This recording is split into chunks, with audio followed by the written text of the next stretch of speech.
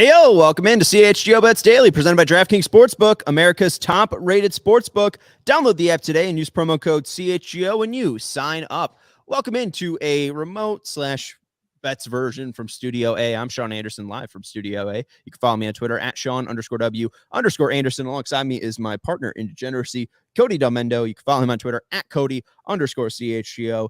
We're both apparently masochists who love to bet and honestly bet badly. We're doing our best here, Cody, but man, it just seems like after Super Bowl weekend, things haven't been great for me. I had a really good Friday, and then my Saturday was awful, just awful. Michigan State -5 or +5.5. That's brutal.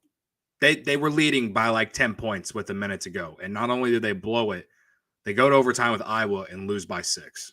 Just I don't regret making the bet.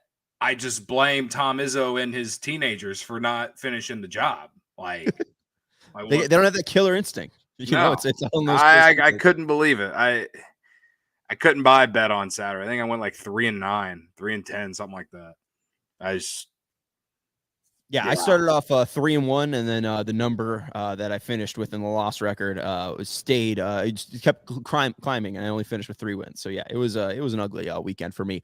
Someone was asking. We both had Arkansas +8 though, so good for us. There we go. We did. Everything else was downhill after that. On today's episode, DraftKings Sportsbook has a special in the MLB market. If you do go to the MLB section under all sports, you go over to season specials. You can see winner specials, best record, and then head-to-head regular season wins. Under there, we have the White Sox versus the Cubs in a match wins bet. White Sox -5.5 wins, Cubs +5.5 wins. Explained it a little bit earlier, but it's basically Sox finished with 86 wins and the Cubs finished with 81.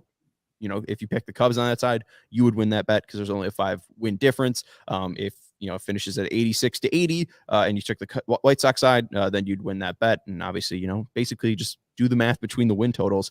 Cody, where are you leaning here? Do you trust your Cubbies, or are you liking the White Sox in 2023 -5.5 wins?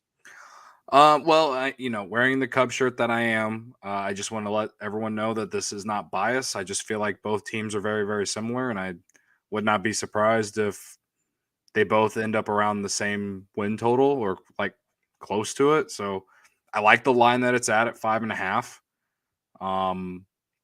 The season total for the Cubs is 77.5. The White Sox was 84.5.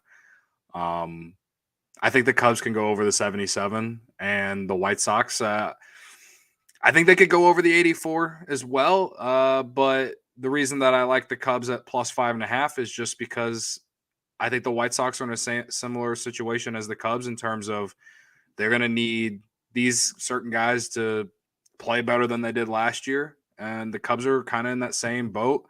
And I do think the Cubs have better depth in terms of their minor league farm system, guys who can make their debut this year that might impact some wins later in the year. But yeah, so I guess I'd take the Cubs +5.5 in this scenario just because I just don't know what to expect from the White Sox.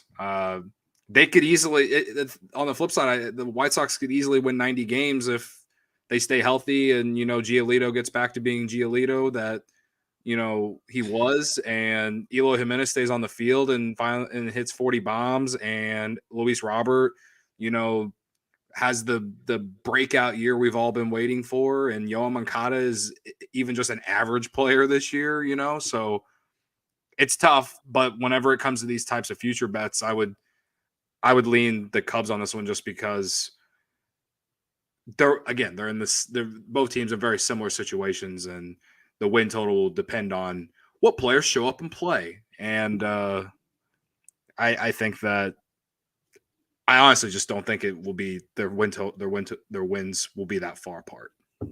Yeah, no, I agree with you, honestly. And if you do think the Sox are going to win 80 games this year, you should go and bet it just because, I think the win total right now is 83.5. I think them to make the playoffs is plus money. If they're winning 90 games, I think they're definitely making the playoffs. But I'm with you. I don't need to be a homer here. There's no reason to be a homer. The White Sox just were bad last year. And there was a point I remember where Luke very jokingly kept saying, "Oh, will the Cubs catch the White Sox in the standings?" And there was a point there later on in the season where I started taking him more serious by the day because the White Sox had like, I don't know, like 4 or 5 8-game losing streaks. I don't know if they'll be that bad again this year, but I don't think the Cubs will be that bad. Like, I think they're going to win more than 74 games. I think that their win total is going to end in an 8, or start with an 8. So I could see them winning 80 to what, 84 games or something. Like, I don't think they're going to be playoff team. I think they'll probably be third in the Central, but Sox might be third in the Central too. I mean, the Guardians just made it the playoffs. I think it's a negative that they were one of the youngest teams to ever make the playoffs and have the run that they did. Could be a positive. Obviously, those guys got a little bit older, a little bit more experience, but even the Twins, I mean, they just went out and kept their best player in Carlos Correa. They have a pretty solid rotation, and the White Sox going and playing all 29 teams hurts them more because they get less games against the Tigers and the Royals. So I'll take the Cubs, especially with the better odds at minus 105. I don't know. I don't think the Sox win over 90 games this year. I see them winning anywhere from like, I mean, their projections are pretty crazy. I mean, I could see them winning like 75 games, and I could see them winning like 88 games. Right. And now, that's kind of like what I was saying with like both these teams. They're hoping that some of these guys that you don't know how they're going to perform, both teams are hoping that some of those guys do perform better than they did last year, and if they do, then yeah, that could impact the wins, right? So that's why I would take the Cubs in this scenario, just because I just think they have better depth, and I don't think the win total will be that far apart. So, I I'm not saying this as the guy wearing the Cubs shirt on this show right now. So. yeah, no, I mean, hey, as somebody who's wearing the Sox hat, again, I don't think it's anything biased or strictly. The Cubs went out and got Bellinger, they got Tyone, they made better moves this offseason. I like the Benintendi signing a little bit more than I did in November, but I don't even know if they're going to have the starting fifth pitcher that they went out and signed. That's still a case that's up in the air, and it's not solved, or there's no conclusion just yet. So there's a lot of question marks with the White Sox, less question marks with the Cubs. Do I have to be worried about the Seiya injury? I saw that was leading your guys' show. Like, I didn't see anything on that besides he's injured. Is that like a serious thing? Is he going to be ready for opening day? He had an MRI, and I guess they're taking those results back to Chicago to look into them or whatever. I don't know how the process works. Right now it's just up in the air. We don't know. The only pro of it is that it's happening here at the end of February and not at the end of March. So it's an oblique issue, though. So you know how those can linger. Yes. I think if he misses some significant time, that it could really affect the win total, unfortunately. But yeah, maybe wait to place the bet until closer to opening day to see who's healthy and who's not. But if opening day started today and I knew if Suzuki was healthy, then yeah, I would take the Cubs. So yeah, I mean,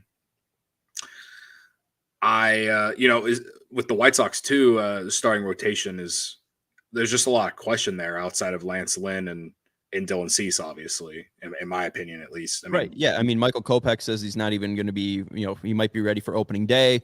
We're not even sure if he's going to be ready to pitch when their season starts on March 30th. Lucas Giolito coming back from last year seemed injury related, seemed mechanics related. Seems like he could possibly clean it up, but I'm not really sure. That's why, again, I'll roll with the Cubs. Better odds as well, closer to even money on that. They have another one in here related to the Cubs. It's who has more wins, either them or the Red Sox. And I'm really down on the Red Sox going into the year. I think they're going to be towards the bottom of the AL East. I think the Cubs at least finish in the middle of the NL Central, and obviously the AL East is a much tougher division.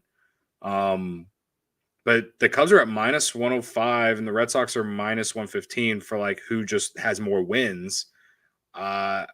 I'm a little surprised to see the Red Sox as like a slight favorite in that. I think the Cubs could finish with more wins than the Red Sox this year, just because they lost some pieces. Their starting rotation has a lot of questions. I feel like you should probably feel better about your starting rotation rather than Red Sox fans and their starting rotation. Again, they have Devers. They have some good players, right? But that's a very tough division. And this is definitely more of a like, you know, kind of like what the Cubs were last year, trying to get through one quote unquote rebuild, retool season, and then maybe they'll spend more money next off season. But yeah, they're I don't really like their team at all going into this season. So I would take the Cubs in that bet as well. That minus 105 is not bad. Yeah, I mean, hey, at least for the Red Sox, they don't have to face the AL East as much as they had to. They get That's a little true. bit. I mean, the schedule does affect a little bit, but yeah, I don't know.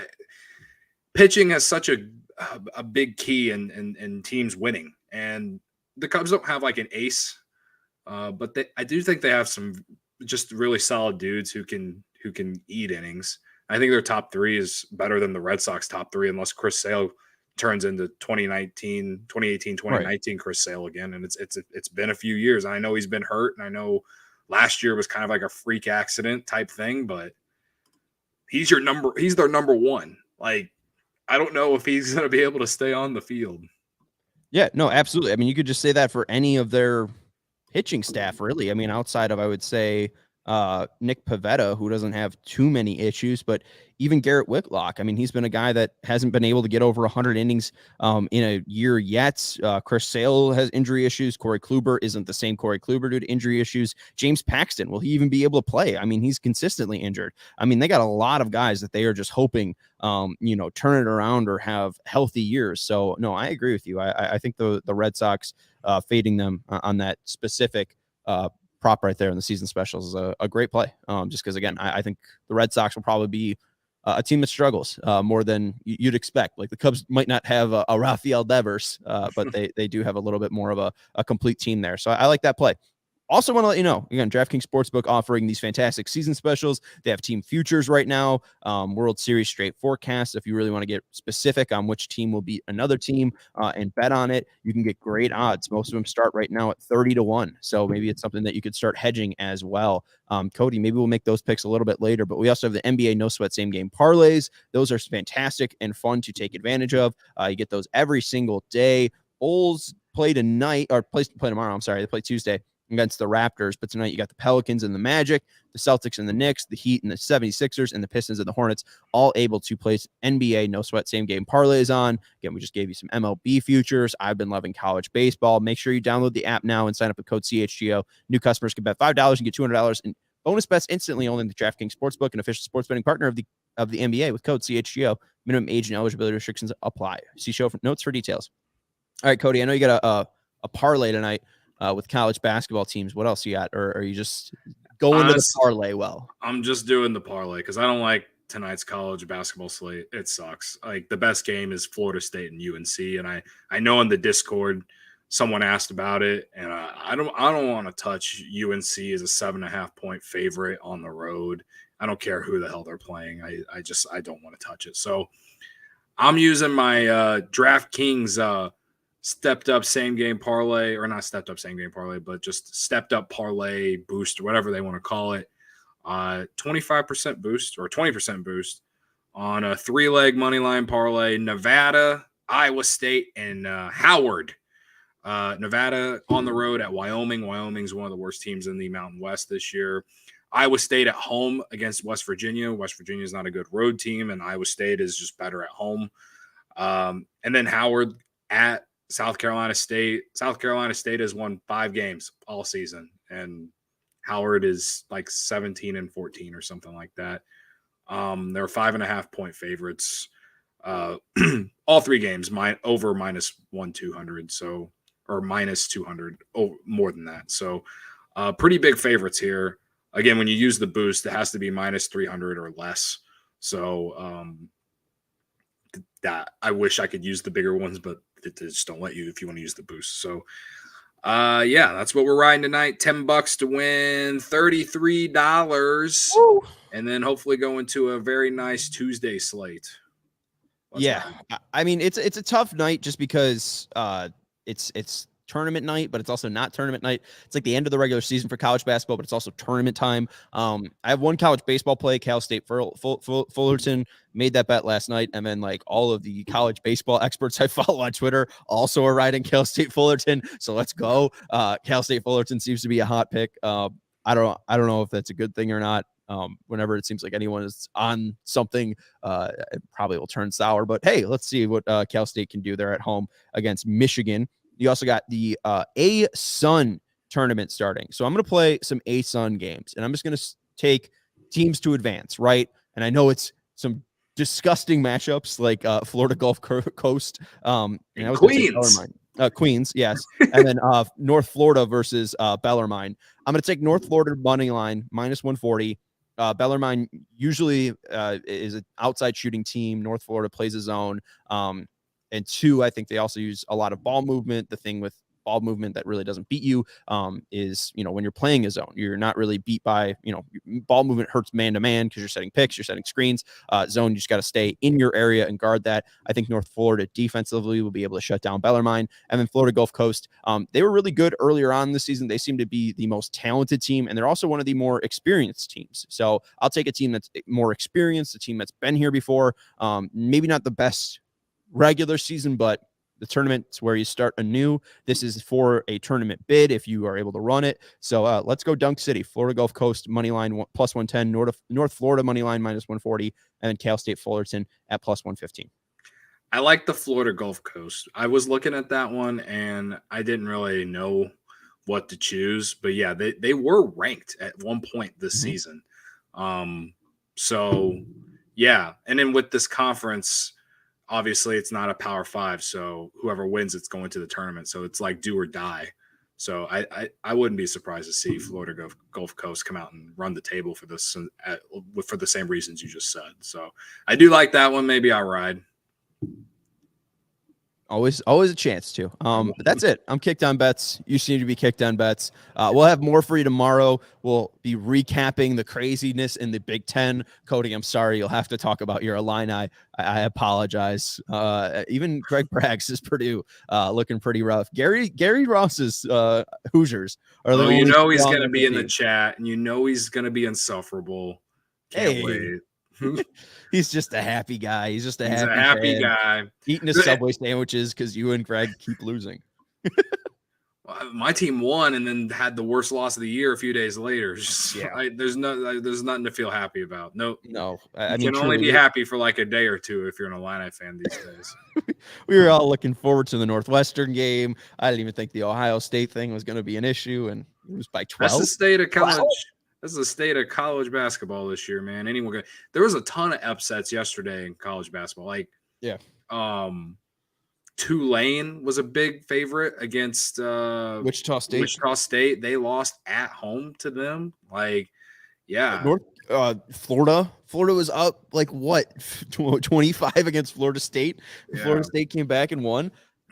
Ridiculous. So no, a nutty game. And even you talked about earlier, Michigan State, Iowa, that one was wacky. The Hunter Dickinson, Wisconsin game was crazy with his buzzer beater to send that to overtime. A wild college basketball. And that's just because we're getting closer and closer to March, Cody. Yeah, I'm trying to get some momentum back because man, did I go into the weekend hot and then got ice cold right away. So I'm hoping this parlay hits tonight. We take some momentum in tomorrow and start winning again. And, because I gotta, this is like my last big chance to make any big money until football season again. Cause it's hit parlays and that's it for baseball season for me. Oh, come on. Baseball's going to be a fun one. We're going to be so on top of it. Don't worry. That's Cody Delmendo. You can follow him on Twitter at Cody_CHGO. I'm Sean Anderson. You can follow me on Twitter at Sean_W_Anderson. We'll talk to you tomorrow for Big Ten After Dark, and we'll be joined by Greg Braggs to talk all Big Ten basketball. We'll talk to you then when we are millionaires.